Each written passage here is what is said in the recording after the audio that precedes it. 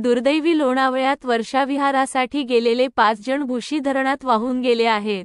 भुशी धरणाच्या पाठीमागे असलेल्या जंगलातील वॉटरफॉलमध्ये पर्यटक हे थेट भुशी धरणात वाहून गेले। यात लहान मुले, महिलांचा समावेश आहे।